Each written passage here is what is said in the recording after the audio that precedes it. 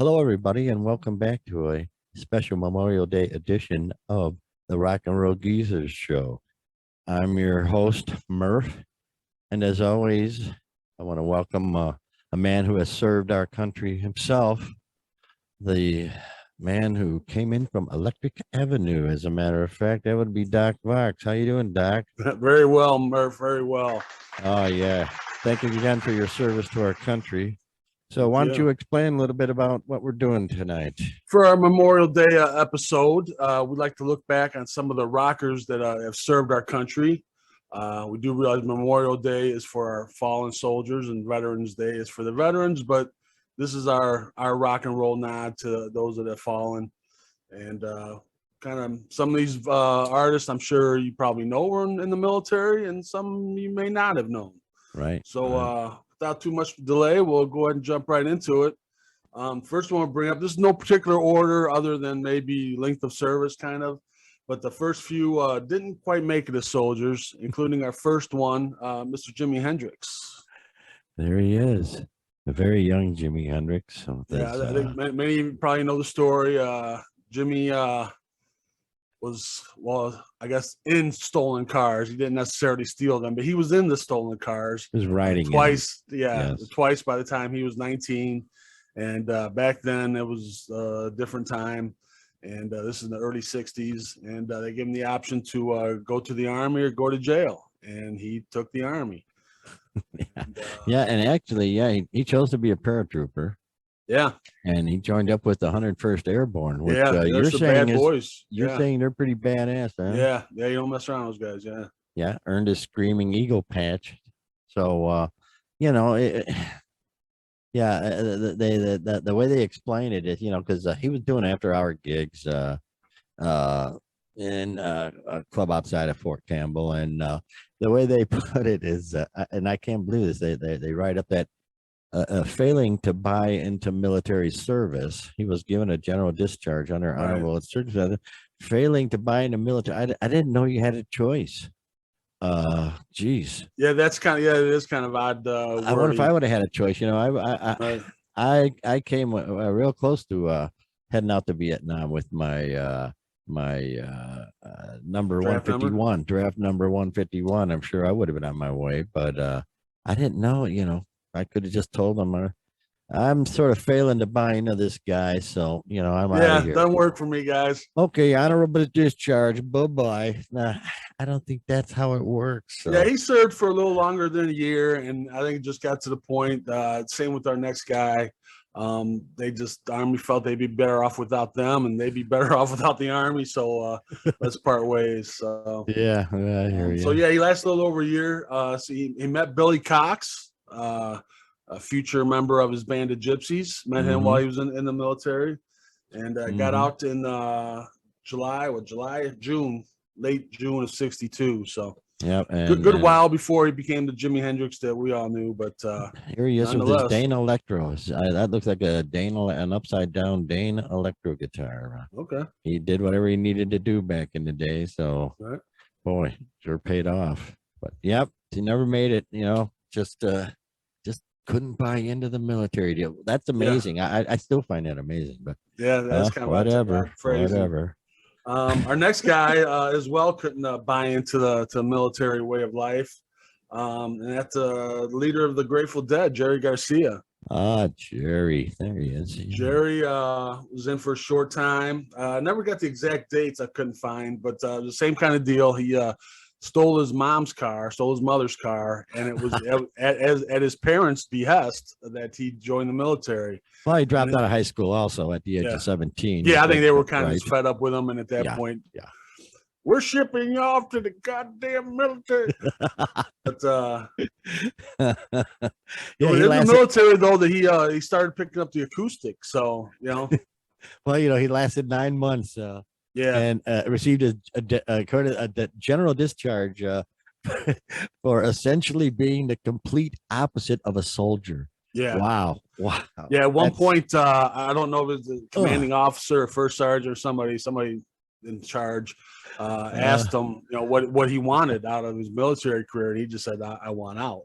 I can't wait till the day I get out. And they just kind of helped him move that along a little quicker. Along the way, jeez. So unreal. Our next one that just served for a little while, going back to the 50s, Mr. Willie Nelson. Oh, Willie. There he is. Willie went to the Air Force in 1950. God, how old is he, man? 1950. He was 17 at the time, too. Well, nonetheless, though, still. He's a young pup. Oh, yeah. Jeez. So he joined the Air Force in hopes to be a pilot, which I'm sure back in those days was many a young man's dream, and ended up being a medic. Which, could you imagine Willie Nelson being a medic? You know, here, smoke some of this. I'll make you feel better here. But well, and he was medically discharged. Medically discharged. Yeah, bad back. Bad back. And after 9 months, on the road again. So. Yeah, and he's been self-medicating ever since. You know, that's the way Willie does things. So I can't complain about that. Right on, Willie. Willie. All right, our next guy that just served for a little while, Doors, Raymond. Raymond, and there he is, Mike. Yeah, Raymond enlisted in '62, so just really prior, right on the cusp of the Vietnam conflict there. Wanted to be a camera operator. I'm not, I don't know. I think a lot of guys, you kind of get sucked into the Army thinking. Well, what's the Army Signal Corps? What's the Army Signal Corps? Well, that's just part of the Army. Yeah, just just like any other job. Yeah, is it okay? Signal's kind of where they run cables and they get to a place. I mean, back before telecommunications were back then, you had to run cables and stuff. That's kind of what they did. But, that's yeah. But he was in a security agency's part. He was like almost like an intelligence or something. Wow, dig that. I didn't really find exactly what his discharge was. Did you see anything on that? Just discharge after a year. I didn't really get a reason or what his discharge was. Well, it's very vague. You know, when he was over in Okinawa and then Laos, he grew pot, and they must have just said, you know, you're better at growing pot than being a soldier. So according to the story, he came home with a duffel bag of green. Really? Yeah. Probably not green, more purple back then. Vietnamese kind of stuff. Right. Different colors back then. I'm just saying. Not that I was there and I would know. Yeah, no, but I've heard rumors. Rumors. Absolutely. So that's how that rolls. But yeah, Raymond. How about it? Raymond. Yeah, they just none of them just they didn't even get their 2 years in. It seems I just got the heck out of there for the oddest reasons, as far as I'm concerned. Jeez. Well, it happens when you're in the Army. You see, people just kind of come and go sometimes. It always blew my mind. I remember when I first went in, and you're just at the reception station, and you're there for like a week, and you're getting your hair cut and your clothes and your shots and all that kind of stuff before you go into basic training. And there were people wanting to get out at that point, and I'm like, what were you thinking? But anyway, be that as it may. Our next guy was in for 2 years in the Navy. From Limp Bizkit, Mr. Fred Durst. Oh, Limp. Where are you, Fred?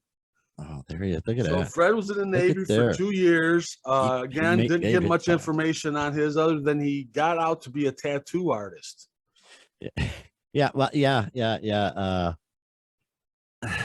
That's a weird story, but at least he served his two. But and there's people say he washed out of boot camp, but being as driven conflicting stories. Yeah. Well, being to how driven he is, I would find that hard to believe. He served his two, and then he got out and DJ'd and did some other weird stuff. But he's a driven nookie, man. Well, he's a driven guy. He got out there and he put out music that it seems like half the people hate and half the people like. It's like Creed or Nickelback. You either love them or you hate them, but he managed to find a little niche there, and he's got that crazy guitarist, Borland. What's his name? Oh, yeah, Wes Borland, yeah. Crazy looking, crazy stage show. Yeah. So, hey, Fred, thanks for your service, and now he's making some money on the side. I think they're on tour right now. Oh, really? Yeah, I've lost track of them long ago. Yeah. Oh, yeah. So our next Rock and Roll Hall of Famer, as many of these are. Going back to 1943 into the World War II era, B.B. King. BB, there he is. Man, oh man.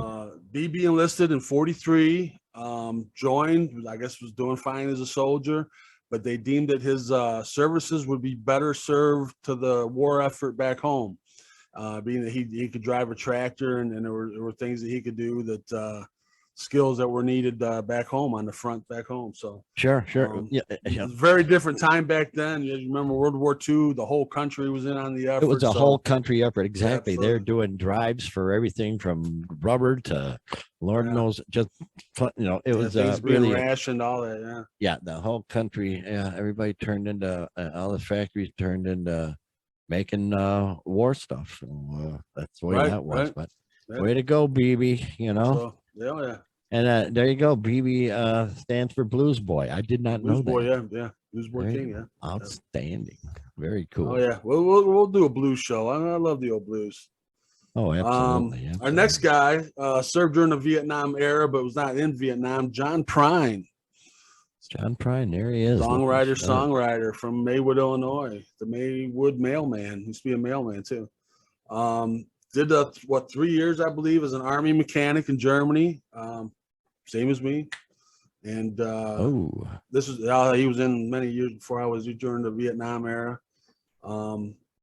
Other than that, not too much on his service, really. Obviously once he got out, he was kind of writing some, I wouldn't say anti-war songs, but more of kind of telling the story of some of our forgotten Vietnam veterans and things along those lines. So, we all remember your flag decal won't get you into heaven anymore. No, that's right. It's already overcrowded by your dirty little wars, and here we go again. I mean, what goes around comes around. He had his pulse on the feeling of the nation quite a bit. And a lot of his music, and that was great. He just pardon me. Yeah, he just died of COVID, man.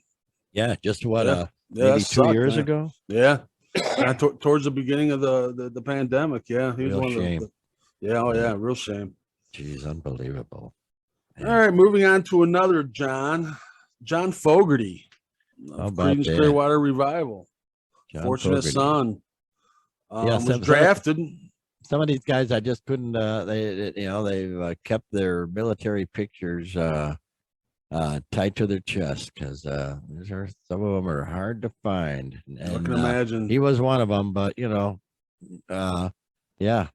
unbelievable.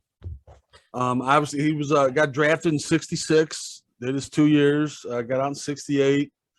Fine soldier by all accounts, wasn't really super soldier or anything, but obviously affected his songwriting later. And Fortunate Son, you know where Fortunate Son came from, for crying out loud. That was right up his alley. Yeah. A little different perspective there, knowing that he got drafted and served his 2 years. And let all the younger viewers, we were deep into a war, the Vietnam War. So, what was it? 60,000+ didn't come back on this Memorial Day. So that was a big deal, the Vietnam War. And wow. Yeah, well said, man. Here we go again. Yeah. Unbelievable. But John Fogerty, you listen to the lyrics of Fortunate Son, and boy, you can, it tells right there that he's been in Nam because he knows about the guys who got out of it. Exactly. Because of connections and whatnot. He wasn't a fortunate exactly right. son. So it does give you some perspective then. He wasn't a fortunate son, no. All right, moving on to our next one. Ice-T. Gee, look at that. Ice-T did 4 years. Wow. 79 to 83 was infantry, man. He was a grunt. He was down doing the doing the shit, man. How about stationed in Hawaii, kind of where he learned to DJ a little bit. Got out of high school, was a father at a young age, and kind of figured, hey, got to do something, and joined the military. Well, he served 4 years, so he was the real deal. He really serious about it. Real name Tracy Lauren Merrell. Right. There you go, Ice-T. Sorry about that, but yeah. So good for him. He did the whole 4 and came out and boy, yeah, great actor too. He's a good actor. I think what is it, CSI? I don't know. Los Angeles. Law and Order, Law and Order, SVU. one of those. Yeah. Okay, I have so many of them. I get confused. Oh yeah, Yeah. Very good But, for Ice-T. yeah, good for ST. All right, our next one was inspired to join the Army by the movie Stripes. Maynard James Keenan. Oh, look at him! Holy cow! From the rock band Tool. He looks like he's ready to from rock. 82 to 85, the exact same years that I was in. Wow. He kind of went in to go to art school under the GI Bill. That was kind of his goal, to go in and be able to take advantage of the GI Bill and then go to school, which tons and tons and tons of people have done.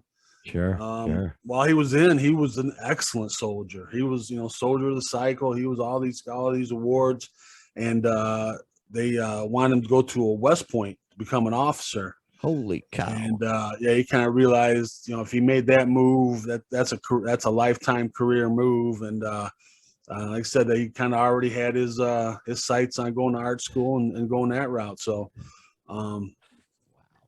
thankfully, to the world of rock and roll. Oh yeah, decided to rock out, man. Why? I can't blame him.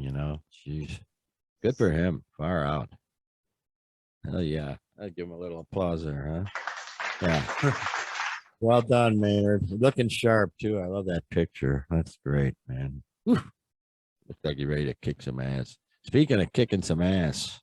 Oh, yes. Our next guy, we're going back a few years, but legend. This guy's done a little bit of everything. Chris Christopherson. Chris Christopherson. Holy cow. Chris was a Rhodes Scholar. Joined the military. His father was what was his rank? Major General in the Marines. I'm sorry, no, Air Force. So it was a Major General in the Air Force, and had always planned on having Chris follow in his footsteps and have a career in the military. So he had joined the military. He was an officer, helicopter pilot. He went to Rangers, completed Ranger school. He was a Ranger, for crying out loud. Man. So he was G.I. Joe, man. He was badass. Yeah. Never did get exactly how many he did. 4 years, 5 years. Got out in 65. Right. And basically his family disowned him at that point. I mean, it was like that big of a deal for his family. Military service, huh? Yeah, military service. Wow. So well. He still somehow managed. Boy, what a career! He's one of the legends. He's one of the highwaymen. Helicopter pilot. He actually landed his helicopter on Johnny Cash's front lawn to get Cash's attention about his songwriting and whatnot. And you've heard a bunch of his songs. You may not know it. Me and Bobby McGee. Right. That's a Chris Christopherson song. But he's just a legend. And his acting, sure, like in the movie Payback with Mel Gibson. He could have actually in real life kicked Mel Gibson's ass, because he's a Ranger. He's going to kick him up one side and down the other. So there's a true badass in Chris Christopherson. What a legend, musical legend, acting legend, and geez, militarily. Wow. Just to be a helicopter pilot is cool, but I might as well take a Ranger school also and be even more badass. So that's very cool. Well, it kind of shows to me from my 3 years in the military, my experience, that he had intentions on being a career soldier, and that he was racking up those kind of things, being a pilot and then going to Ranger school and kind of, wanting to move up and get promoted, and he ended up as a captain, which is not bad, and what happened? Decided to get out. He was voted Veteran of the Year in 2003. I'm not sure what the criteria is for that, but says something about his service, I suppose. Yeah. Holy cow. Jeez. I had no idea. A lot of stuff I did not know, but I knew he was a great musician. One of the legends, one of the highwaymen. Great songwriter. Yep. Yeah, absolutely. Jeez. All right. Speaking of great songwriters. Many of you may know Mr. Johnny Cash. Johnny Cash. There he is. Wow. Man in black, the man in brown, right there. In fatigues back then. Fatigues, Exactly right. sure. Wow. How about that, Johnny Cash? What a lot of these. What I'm noticing is a lot of country musicians are on this list. An awful True. lot of them. They just I don't know what it is. Maybe because they're older. A lot of them are older. It's upbringing. It's it's that part of the country is just more patriotic. Just the ones that we're bringing up were have some rock roots. John Cash and Willie Nelson, that type. But there were a lot of more recent country guys that we didn't include. The guys like George Strait and right. a couple other guys. But Cash he served the Air Force for 4 years. He did 4 years. So right. A Morse code operator. Dig that. Wow. Yeah, Johnny Cash went the Air Force in 1950, did 4 years. He was, as you said, was a Morse code operator, and he was the Morse code operator that first received the news of Stalin's death. So that's pretty cool. Yeah, dig that. That had to be a good feeling. Jeez, just to know that sucker's dead, man. On a personal note, Johnny Cash, while he was in Landsberg, Germany, was where he was stationed. Right. And he started a band, and they were called the Landsberg Barbarians. Right. And one of the members of that band was named Ted Freeman. Ted Freeman happened to be my uncle. Hey. So that's pretty cool. Wow. I could talk forever about the stories I know with that, but I know in I think Johnny's I believe his last book that he wrote, he kind of chronicled his career through letters to my uncle. And if you go to the Johnny Cash Museum in Nashville, there's several of those exhibits with letters to my uncle, and kind of like the first time he heard himself on the radio, and the first time he played at the Grand Ole Opry, those kind of things. So sure. My mom knew him back then, and my mom gave me this signed picture. I know you can't see the autograph from there, but signed to my mom. Yeah. So how cool is that? So yeah, Johnny Cash has always been big in my family, that's for sure. Oh, no doubt. And well, sir, I mean, in many families. And all right. Perhaps some stories for another day. Good deal, man. And then all right, probably the most famous, well, absolutely the most famous rock star that's ever been in the military, Elvis. Oh yeah, there he is. King, legend. Yeah, wow. Elvis was drafted in 58.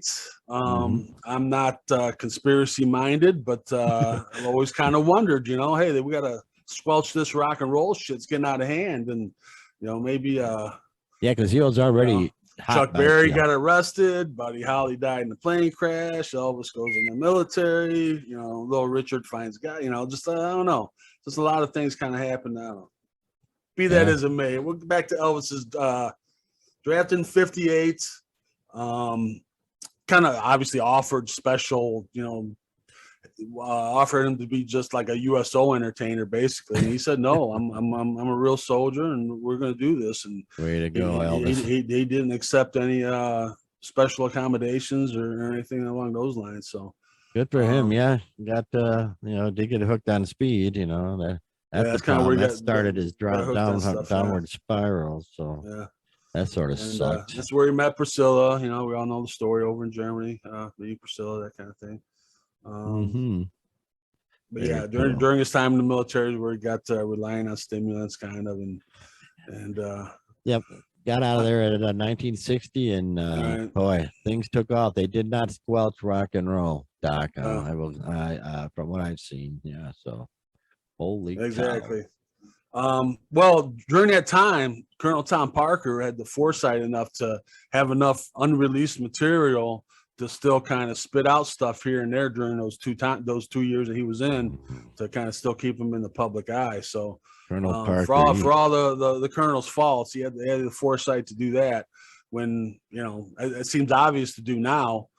First of all, no entertainer would join the military, but if something like that would happen where you're out of the public eye for 2 years, they would certainly try to keep themselves that way in some way, but it wasn't commonplace in those days. And boy, Colonel Tom, the Colonel thought of it. Boy, did he rip Elvis off. Just so yeah. horribly. Oh, yeah. Oh my I don't know if many God. people know why Elvis never played outside the United States. Is because the Colonel was illegal. He was here illegally from the Netherlands. He was Colonel. always afraid that if he went outside the country, he wouldn't be able to get back in. So Boo. Elvis never knew that. You know, Really? yeah, it just kept him out of going anywhere outside of the country. So Yeah, all right. good job. All right, we'll get to our last couple here. These We gotta get are rolling here, my friend. these are musicians that actually saw combat. And Right. first one we're going to bring up is Jason Everman, not a There he household is. name. Nope. Played guitar with Nirvana, played bass with Soundgarden, and in '94 joined and went to Iraq, went to Afghanistan. He was an Army Ranger. He was a Green Beret. He was a real Donska badass. Served 12 years and got out in '06 as a sergeant first class, E7. Wow. And so, yeah, to be, that close. I mean, obviously he wasn't in Nirvana and Soundgarden when they peaked, but he certainly couldn't have got in other bands that could have, Wow. been successful at some level. Well, and he decided to join the military, man. He's a badass. So you gotta get him credit for his service for sure. Man. And one more to bring up, Toy Caldwell. Toy Caldwell, there he is. Was in a band called Marshall Tucker Band. Absolutely. Yeah. He did the vocals on their most well-known song, "Can't You See?" Can't You See? Yeah, he did vocals on that, and he served in Nam and was injured in Vietnam. So he served from 66 to 69. 68, he was injured. Went out, patched himself up, whatever, and went back and finished his tour in 69. Got out, hooked up with his high school buddies, and started playing music. So got injury from a landmine. Ouch. Boy, oh boy. And I saw them actually.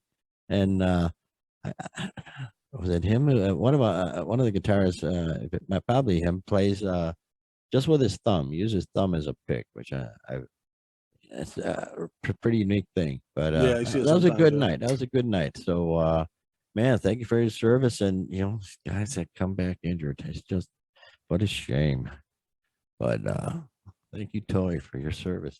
And one more time now, Doc mentioned Jimi Hendrix and his bass player friend here, Billy Cox. They met in the service, and although Hendrix didn't use him right out of the gate, his first few albums he used what's their names? I have a brain fart here. No, ready, Mitch Mitchell. Thank you, Doc. But he was consequential. He played with Hendrix when Hendrix did Woodstock and the legendary album, which is what, Doc? Band of Gypsies. Band of Gypsies. Wow. New Year's Eve, 1970. Right. Yeah. What a great, stunning album. Hendrix. That's a great album. That song Machine Gun, that tells you all you need to know about the war, basically, right there. Right. Just crazy good times, man. Well, excellent, Doc. Yeah. As you said, we realize this is Memorial Day and it looks on our fallen soldiers. And while none of these veterans were fallen, we'd like to, that's how we kind of give our rock and roll nod, I guess. So, sure, absolutely. So you have this 3-day weekend, and I know it'll be past that by the time you see this, but hope you all reflected back on what this holiday is about and not just barbecues. So, absolutely. So in any case, we want to thank everybody for checking it out, and we shall definitely see you the next time we come back, which will be about a week. And thanks a lot, Doc. It's been a good time, man. Yep. See you next week, everybody. Have a great rock and roll filled week. Bye-bye.